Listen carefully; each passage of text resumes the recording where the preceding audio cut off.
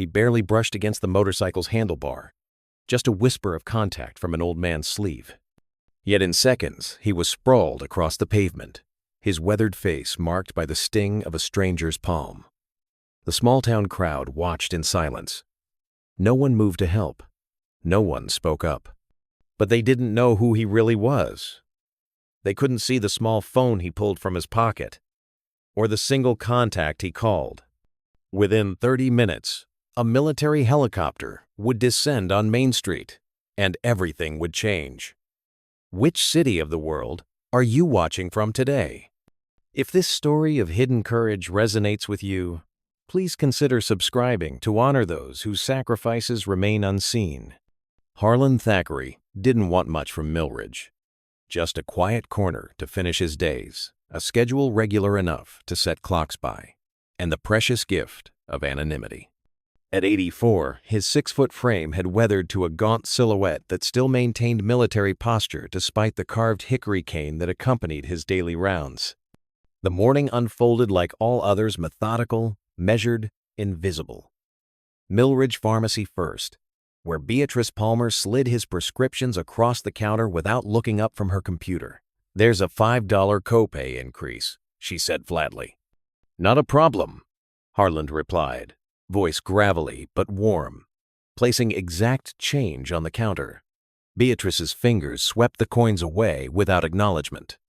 Hannaford's Market came next. The same 5 items: eggs, bread, coffee, honey, and today's Tribune. The teenage cashier, Auburn, with unnaturally blue hair and perpetually downcast eyes, scanned his groceries while texting. "Beautiful day," Harlan offered. Auburn responded, already focusing on the next customer. This was Milridge, a once prosperous mill town, now drifting through economic limbo, where strangers remained strangers, even after a decade of daily interaction. Harlan didn't mind. Invisibility had been his professional aspiration for most of his life. The town square hadn't changed since the 1970s. The courthouse with its weathered copper dome flanked by the Milridge National Bank, Callahan's department store struggling but surviving. And on the corner, the Crankshaft, a bar that had transitioned from blue-collar refuge to biker hangout over the past decade. Harlan's route home required passing the Crankshaft, where a gleaming row of motorcycles stood at military attention along the curb. He moved cautiously, maintaining a respectful distance from the machines. But Milridge's sidewalks were narrow, and his elbow just the fabric of his olive jacket, nothing more brushed against a chrome handlebar. The motorcycle rocked slightly on its stand, then settled. Harlan stopped immediately. "Excuse me." He called toward the bar's open door. "I've disturbed someone's bike. No damage done, but I wanted to make that known." The door swung wider. Mercer Blackwood filled the frame mid-30s. Beard groomed with suspicious precision. Leather vest stretched across a frame that suggested more hours at the gym than on actual highways. Behind him, shadows moved in the bar's interior. "That's my Harley you just put your hands on, old man," Mercer said, stepping into the sunlight. "No hands, sir. Just my sleeve," Harlan clarified, tone conversational, non-confrontational. "But I apologize nonetheless." Something flickered in Mercer's eyes, disappointment at the reasonableness of the response. He'd been fishing for conflict and caught civility instead. "You have any idea what that bike costs?" Mercer pressed, voice rising for the benefit of his audience inside. "I imagine considerable," Harlan replied, "which is why I stopped to make sure no harm was done." Mercer advanced, boots heavy on the pavement. "That's a $30,000 machine. You could have knocked it over, but I didn't." Harlan's voice remained steady. "And I've apologized." A small crowd had gathered at the bar's entrance now. 2 women at a nearby cafe table watched over the rims of wine glasses. A businessman crossed to the opposite sidewalk, suddenly fascinated by his phone. "Maybe apologies don't cut it," Mercer said, now close enough that Harlan could smell bourbon and cheap cologne. "Maybe you need to learn to watch where you're going." Harlan's posture shifted imperceptibly. Weight balanced. feet positioned at shoulder width. A subtle, automatic response conditioned by decades of training. "Son," he said quietly, "I've watched where I'm going on 4 continents through 8 presidents. I made an honest mistake and offered an honest apology. Let's leave it there." The sentence hung in the air, too precise, too laden with unspoken history. But Mercer heard only the word son, and it was enough. The shove came without further warning. Not full strength, but enough to send an octogenarian staggering backward. Harlan's cane caught on a sidewalk crack. His balance, once legendary among certain classified circles, finally betrayed him. He fell. Not dramatically. Not with the cinematic flourish of a body splayed across pavement. Harlan Thackeray fell the way old men fall, with dignity collapsing before the body, with the quiet devastation of someone who has survived firefights and interrogations only to be undone by gravity and brittle bones. His groceries scattered. Eggs shattered. The newspaper unfurled like a surrender flag. Silence settled over the block. A teenager raised his phone to record. A waitress pressed her palm against the diner window. No one moved toward him. "Watch yourself next time," Mercer said, already turning back toward the bar. Mission accomplished. Story secured for later retellings. Harlan didn't respond. Instead, he methodically gathered what remained of his groceries. His movements were precise, economic. His hands, liver-spotted but steady, collected broken eggshells with the same care they had once disassembled explosive devices in Damascus.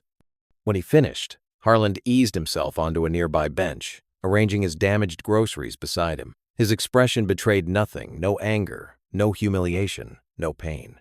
Just the patient calculation of a man accustomed to monitoring exits and entries. After ensuring no one was watching too closely, his hand moved to his left ankle, where beneath his sock lay a scar, unlike typical war wounds, a perfect circular indentation, the size of a cigarette burn. Below it, almost invisible against his pale skin, were tattooed numbers that hadn't been applied in any American facility. From his jacket pocket, he withdrew an ancient flip phone, a model discontinued 15 years earlier. The kind intelligence operatives favored for its removable battery and lack of GPS. It contained one contact, labeled simply Kingfisher. Harlan pressed the call button, then raised the phone to his ear. "Designation Bravo 7. Authentication Golf Whiskey 49 Tango," he said quietly, his accent briefly shifting, vowels flattening with traces of something Eastern European. "Protocol Homecoming is now active.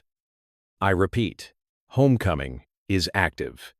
He closed the phone, returned it to his pocket, and settled back against the bench to wait. 47 minutes passed. Harlan didn't move from the bench. His posture remained military straight despite what would undoubtedly become spectacular bruising along his right hip. Across the street, the crankshaft grew rowdier as afternoon surrendered to early evening. Mercer's voice occasionally carried above the others, louder now, emboldened by alcohol and the silent approval of bystanders. Sheriff Laramie Dunstan drove by twice. The first time, he slowed beside the row of motorcycles, eyes sweeping the scene before settling briefly on Harlan.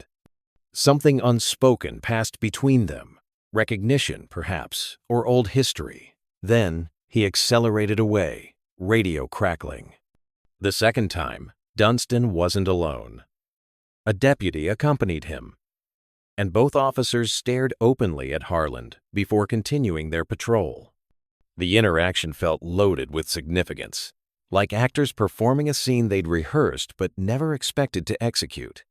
At 5:42 p.m., Mercer emerged from the crankshaft again, trailing a cloud of cigarette smoke and unearned confidence. 3 friends flanked him, eager audience members anticipating a second act. "Still hanging around, Grandpa?" Mercer called across the pavement. "Waiting for someone to feel sorry for you?" Harlan didn't respond. His gaze remained fixed on some middle distance, as if watching events unfold on a timeline visible only to him. "Asked you a question, old man," Mercer continued, approaching with theatrical swagger. "What's the matter? Memory going bad? Can't remember where you live?" When he reached the bench, Mercer kicked at Harlan's cane, which clattered across the sidewalk. "Oops," he said, to appreciative laughter from his entourage. "Guess you'll need to crawl over and get that." A black Suburban with government plates rolled to a stop across the street. Its windows were tinted beyond legal limits.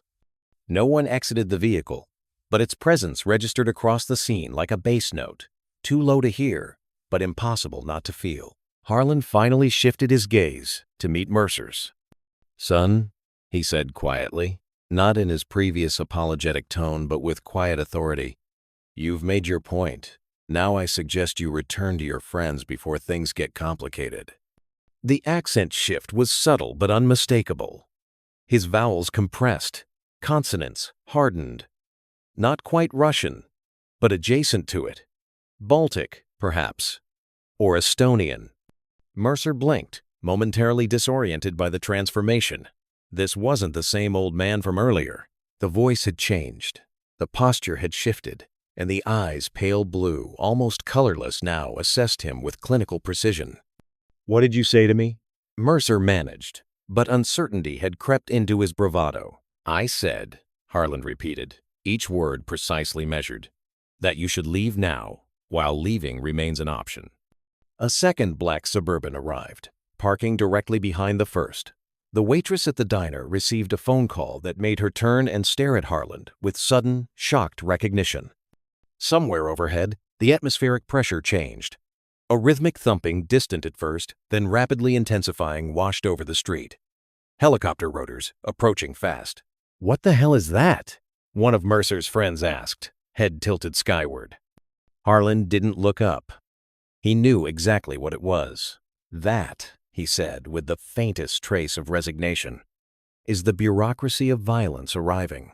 The Black Hawk helicopter appeared above the town's clock tower, matte black against the darkening sky. Its approach was deliberate, authoritative. Not the hurried arrival of medical transport, but the controlled descent of military precision. As it neared, the town square erupted in swirling dust and scattered debris. Simultaneously, the two black Suburbans were joined by a third, and then a fourth, forming a perimeter around the block. Men in tactical gear emerged, moving with the synchronized efficiency that comes only from years of joint operations. Sheriff Dunstan returned, now with 3 patrol cars forming a secondary perimeter. His hand rested on his sidearm, but his focus wasn't on crowd control. His gaze remained fixed on Harlan, a mixture of awe and apprehension tightening his features. The helicopter touched down in the empty lot beside the courthouse. Its rotors continued spinning, creating a soundtrack of controlled urgency. The side door slid open, and a single figure emerged. Caldwell Thackeray wore authority like a bespoke suit, which, incidentally, he also wore. At 55, his features mirrored Harlan's in their angularity, though decades of desk assignments had softened what field operations had hardened in his father. He moved with purpose across the square, flanked by 2 operatives who scanned the crowd with professional paranoia. The street had fallen silent. Even Mercer stood frozen, leather vest creaking slightly as his shoulders tensed. Caldwell stopped 5 precise feet from his father's bench. He didn't rush forward with concern. He didn't check for injuries. Instead, he stood at parade rest and addressed Harlan with formal deference. "Designation Bravo 7. Status confirmation required, sir." Harlan nodded once, then responded in flawless Russian. The winter sparrow remembers where summer nests were built. Caldwell's posture relaxed by precise degrees. He switched to English. "Authentication confirmed. Secure perimeter established. Medical assessment needed?" "Negative," Harlan replied, standing without assistance. The hickory cane remained where Mercer had kicked it. Clearly, it had been largely ceremonial. Situation contained, no immediate threat. "Actually," Caldwell said, turning to face Mercer with cold precision, "I believe there is." From the gathered crowd, Sheriff Dunstan stepped forward, hat in hand. "Director Thackeray," he said, voice unsteady. "I didn't. I wasn't certain it was him. The protocols were very specific." "You followed procedure, Sheriff," Caldwell interrupted. "Non-intervention unless directly requested. protection through disassociation. He glanced at his father, though I'd argue the efficacy of that strategy has reached its limit. Mercer, suddenly understanding he was at the center of something far beyond a sidewalk confrontation, attempted retreat. Two tactical operators materialized behind him, not touching him but eliminating any path of egress. "What the hell is this?" Mercer demanded, voice climbing an octave. "I barely touched the old man." Caldwell's expression didn't change. That old man is Harlan Thackeray, designation Nightshade, the most decorated covert operative in American intelligence history. He extracted 37 high-value assets from behind the Iron Curtain during the Cold War, personally disrupted the Severodvinsk Protocol in 1982, and was officially declared dead by 3 separate intelligence agencies between 1968 and 1991. The crowd's murmurs rose. Phones recorded feverishly. Harlan's expression tightened at the public disclosure. "This is unnecessary," he said quietly to his son. "With respect, sir," Caldwell replied. "It became necessary the moment Protocol Homecoming was activated." He turned back to address the stunned onlookers. "For the past 12 years, this man has lived among you in accordance with the Protected Assets Retirement Program. His presence in Millridge was classified at the highest level." Sheriff Dunstan stepped forward again. "I was briefed when he arrived, told to maintain distance unless directly contacted, to monitor but never acknowledge." He looked at Harlan with newfound reverence. "I've been watching over you for 12 years, sir. From a distance, as ordered." Harlan nodded, acknowledging this revelation without surprise. "You did your job, Sheriff." "Not today, I didn't," Dunstan replied, regret evident in his weathered face. Mercer, still trapped between tactical operators, found his voice again. "This is insane. You can't just— This has to be some kind of mistake." "Mercer Blackwood," Caldwell interrupted, consulting a tablet one of his team had provided. "Son of Raymond Blackwood, birth date August 17, 1989. He looked up, eyes clinically assessing. "Your father's name appears in redacted files connected to Operation Winterhawk. Specifically, extraction protocols from Sarajevo, 1994. The color drained from Mercer's face. "My father? What are you talking about? My father abandoned us when I was 5. "That," Harlan said quietly, speaking for the first time since the revelations began, "is not entirely accurate." Around them, the town of Millridge transformed. Residents emerged from storefronts. Veterans stood straighter. An elderly woman wept openly. This wasn't just the exposure of a retired spy. It was the revelation that history had walked among them, unremarked and unrecognized. The Millridge Town Hall had never hosted a more unusual gathering. In the wood-paneled meeting room normally reserved for zoning disputes and budget approvals, Mercer Blackwood sat across from Harlan Thackeray, with Caldwell standing guard like a sentinel between worlds. On the polished oak table lay a classified file, its red border signifying the highest security clearance. Caldwell opened it with deliberate precision. "Raymond Adrian Blackwood," he began, "born July 9, 1964, in Millridge, enlisted in the Army 1982. Specialized in communications. Recruited by the agency in 1986 for his linguistic skills, specifically Serbo-Croatian and Bulgarian dialects."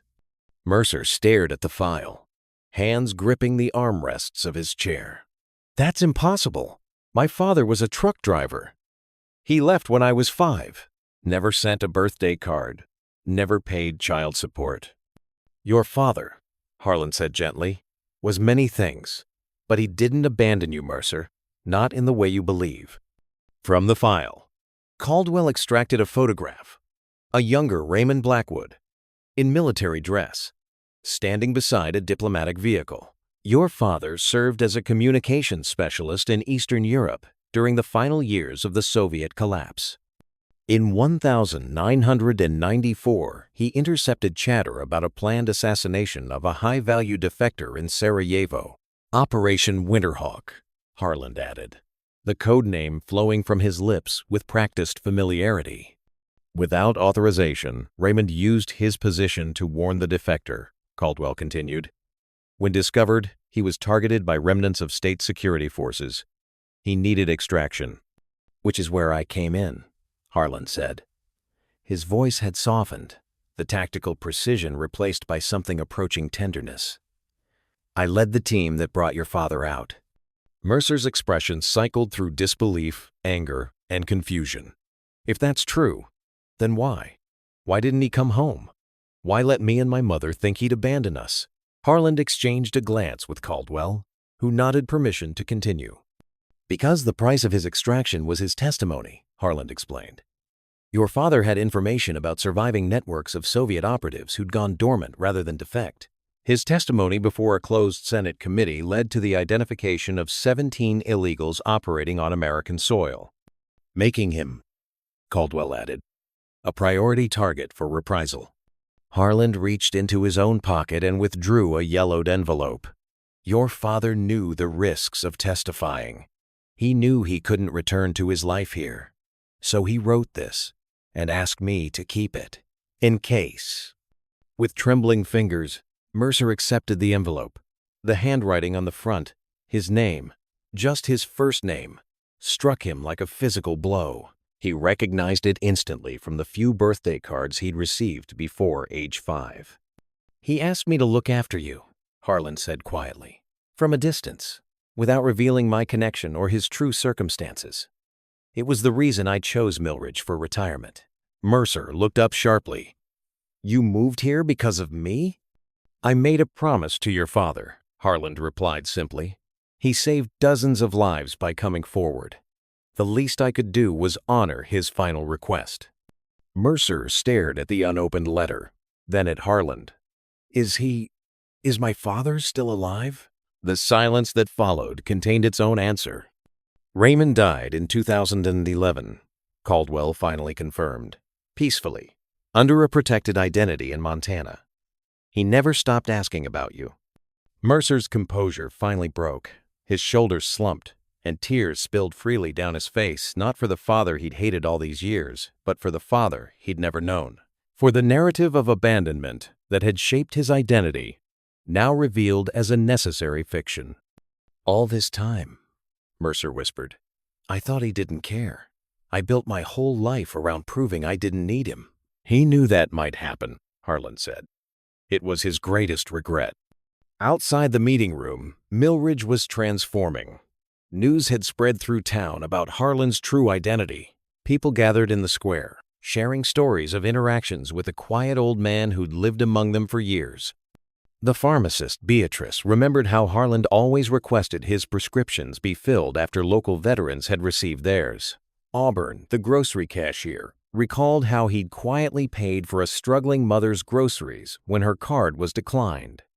Dozens of small kindnesses, previously unremarkable, now formed a mosaic of deliberate goodness. By evening, an impromptu gathering had formed outside Town Hall. Not celebratory or loud, but deeply respectful. When Harlan finally emerged, the crowd parted silently. Mayor Abernathy stepped forward, holding a small wooden box. Mr. Thackeray, he began, clearly unsure of proper protocol for addressing a legendary spy. On behalf of Millridge, I'd like to present you with the key to our city. It seems inadequate, given what we've learned today, but it's all we have to offer. Harlan regarded the ceremonial key with something approaching amusement. Mayor, I've lived here for 12 years. I already have keys to everything I need. Gentle laughter rippled through the crowd, the tension eased by precise degrees. What I would appreciate, Harlan continued, is something less tangible but more valuable. Discretion. Mayor Abernathy's brow furrowed. I don't understand. My son has been very forthcoming today about my past, Harlan explained with a pointed glance at Caldwell. But much of it remains classified for good reason. I would prefer that Millridge remember me as I've lived among you, just an old man who values his privacy. Caldwell stepped forward. What my father is too modest to explain is that dozens of families exist in America today because of his missions. Refugees resettled, defectors protected, double agents extracted before execution. He surveyed the gathered townspeople. Some of them might be your neighbors. Some might be you. This revelation rippled through the crowd. People exchanged glances, suddenly reassessing decades-old family histories and unexplained relocations. From the back of the gathering, Sheriff Dunstan's voice carried, "I think we can honor that request, Mr. Thackeray, though I hope you'll permit us to show a little more respect than we have previously." Harlan nodded once, acceptance and dismissal in the same gesture. The crowd began to disperse, conversations hushed but animated. As the square cleared, Mercer approached Harlan, the opened letter clutched in his hand. "He wrote that you saved his life," Mercer said, voice raw with emotion. "That everything he did to keep me and my mother safe." He paused, struggling to find words adequate to the moment. "I've spent 20 years hating a ghost." "Hate is easier than uncertainty," Harlan replied. "Your father understood that." "I don't know how to make this right," Mercer admitted. Harlan regarded him thoughtfully. "There's a Veterans Affairs office in Burlington. They're understaffed. Many of the men there served during your father's era." He didn't elaborate further. He didn't need to. Mercer nodded slowly, understanding the suggestion. "I could drive up there, maybe a couple times a week, if you wanted to," Harlan agreed, careful not to press. Behind them, Caldwell supervised the tactical team's departure. The Black Hawk had already lifted off, leaving behind nothing but flattened grass and unanswered questions. Within hours, the official story would filter through channels, a training exercise perhaps, or a security assessment. The machinery of obfuscation was already in motion. "Will you stay?" Mercer asked suddenly. "In Millridge, I mean. Now that everyone knows?" Harlan gazed across the town square, seeing it with new eyes, not as a hiding place, but as a home. "Yes," he said finally. "I believe I will." 6 months later. Millridge had changed in subtle but significant ways. The town museum added a small exhibit on Cold War intelligence operations, carefully curated to include no classified information but enough historical context to honor those who'd served in silence. Veterans received priority service at local businesses, not as policy, but as practice. The high school added an Eastern European history elective, with guest lectures from a certain retired resident. Harlan still walked the same route daily, but now people greeted him by name. He'd begun teaching Russian literature at the community college, his cover identity now a genuine passion. The classroom filled each semester, students drawn as much by the professor's mysterious background as by Dostoevsky and Tolstoy. The crankshaft bar had closed, replaced by a coffee shop called The Outpost. Its walls featured black and white photographs of Millridge through the decades, including one from 1985, showing the town square during a 4th of July parade. In the background, barely noticeable unless you knew to look, stood a younger Harlan Thackeray, watching from the shadows. Mercer Blackwood drove to Burlington 3 times weekly, volunteering with the Veterans Affairs office. He wore his father's dog tags, recovered from the classified file, beneath his shirt. On his jacket, he pinned a small insignia, the same one found in Raymond's possessions, marking him as family to those who recognized its significance. On Thursdays, Harlan and Mercer met on the same bench where everything had begun. They shared coffee in companionable silence. 2 men connected by history neither had fully understood until recently. When a young Marine walked by, prosthetic leg visible beneath shorts, both men stood in quiet acknowledgement. The Marine returned their nod, recognition passing between generations of service.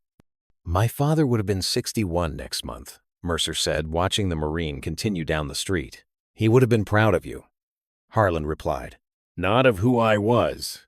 "No," Harlan agreed, "but of who you're becoming." Above them, the town clock chimed 5. Harlan gathered his things, a book of Chekhov's short stories. half-finished coffee, reading glasses that were more habit than necessity. "Same time next week?"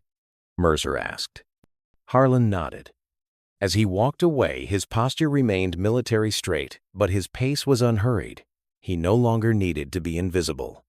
In Millridge, they now understood that the most extraordinary heroes were the ones who walked among them, unnoticed. The ones who never sought glory, but carried the weight of history on their shoulders. The quiet warriors, finally seen. In the year that followed, Millridge became something of a pilgrimage site for retired intelligence officers.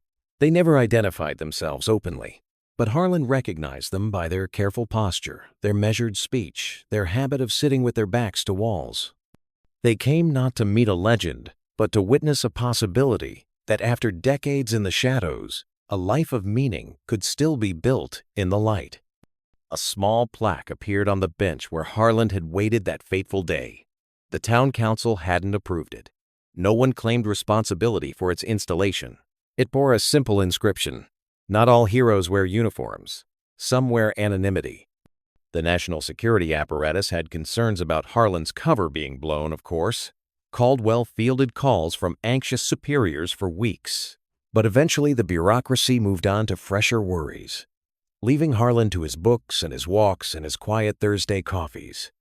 For his part, Mercer Blackwood became the Veterans Affairs Office's most dedicated volunteer. He organized transportation for elderly vets, navigated labyrinthine paperwork on their behalf, and eventually accepted a paid position as outreach coordinator. The anger that had defined him for decades found a new channel: advocacy for men and women whose service had been forgotten. On the anniversary of the incident, Harlan received an unexpected visitor. Not Caldwell, who called regularly but visited rarely. Not Sheriff Dunstan, who had become a friend and occasional chess partner. The visitor was a woman in her 60s, elegant despite her simple dress, with eyes that had witnessed both beauty and terror. "You won't remember me," she said when Harlan opened his door. "Budapest 1988. You led our family through the sewers when the border crossing failed." Harlan studied her face, then nodded once. "The pianist's daughter. You were carrying sheet music." The woman's eyes widened. "You remember." "I remember all of them," Harlan said simply. They sat on his porch, drinking tea, watching the children of Millridge ride bicycles in the street. The woman Eliza now, though she'd had a different name, then told him about the life his extraction had made possible. Her father's concerts, her mother's restaurant, her own children, now grown, with children of their own. "We never knew your name," she said. "All these years, we've just called you the American. My father left instructions in his will to have 'thank you' engraved in English on his headstone, hoping somehow you might see it." Harlan absorbed this in silence, his weathered hands steady around his teacup. "I was doing my job," he said finally. "So was the man who processed our paperwork," Eliza replied. "So was the embassy clerk who stamped our visas. But they didn't carry my little brother on their shoulders through floodwater when he was too tired to walk." She reached into her purse and withdrew a small wooden box. "He carved this, asked me to find you someday, and give it to you." Inside the box lay a perfect miniature cello, each detail rendered with extraordinary precision. On its back, a single sentence had been inlaid with mother of pearl: "Some debts can never be repaid, only passed forward." That evening, after Eliza had gone, Harlan placed the tiny cello on his mantelpiece beside a photograph of Raymond Blackwood and his young son Mercer. A collection was forming there, small tokens from lives he'd touched, lives that had continued because of moments when history had hinged on a single decision, a single action. Millridge had given him more than anonymity in the end. It had given him the rarest gift of all for a man who had lived countless lives under countless names. The chance to be known, truly known, for who he was. And that, Harlan reflected as he watched the sun set over the town square, was worth every scar, every loss, every sacrifice the long years had demanded.